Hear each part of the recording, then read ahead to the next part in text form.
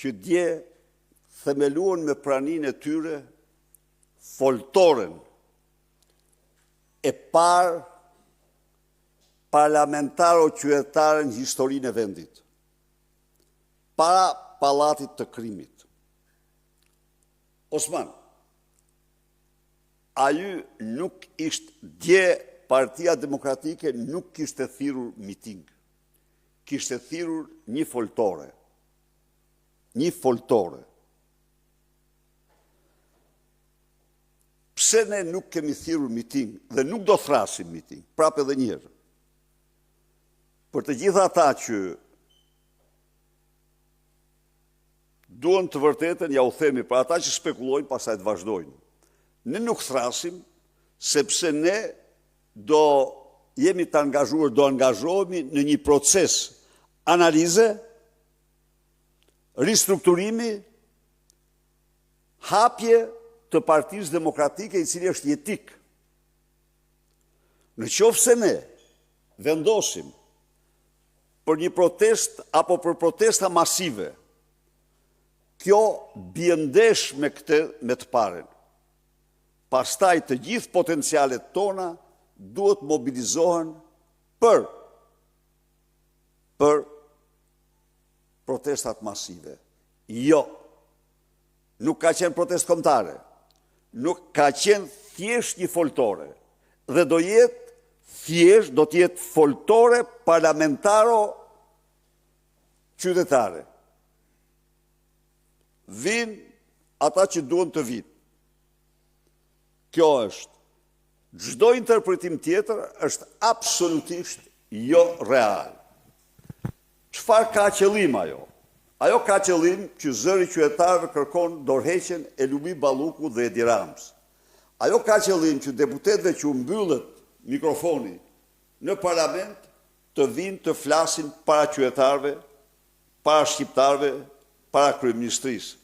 Ajo ka qëllim qytetarët, me qenë se deputetët nuk lejohen të paraqesin çështjet e tyre në parlament, të vinë të paraqesin vetë para kryeministrisë.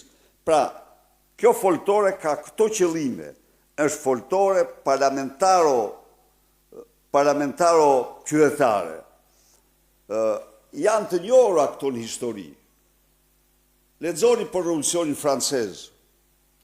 Në një fushë tenisi, nisi jetën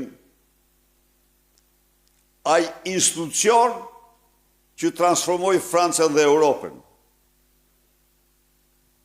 Parlamenti kontinental në Shtetet Bashkuara i dha bocë demokracinë më të fuqishme të gjitha kohrave. Pra, në qoftë se foltorja e parë kishte qëllim ringritjen dhe shpëtimin e Partisë Demokratike, kjo foltore synon shoqërinë shqiptare, shqiptarët në tërësi. Pra është tjetër. Ndaj dhe nuk jeni i vetmi ju që e keni interpretuar në këtë formë, po unë, për ata që janë të interesuar, unë shpjegoj se kjo është e vërteta dhe ajo ishte një foltore, themelimi i një foltorje historike, që do vazhdoj pa ndërprerje.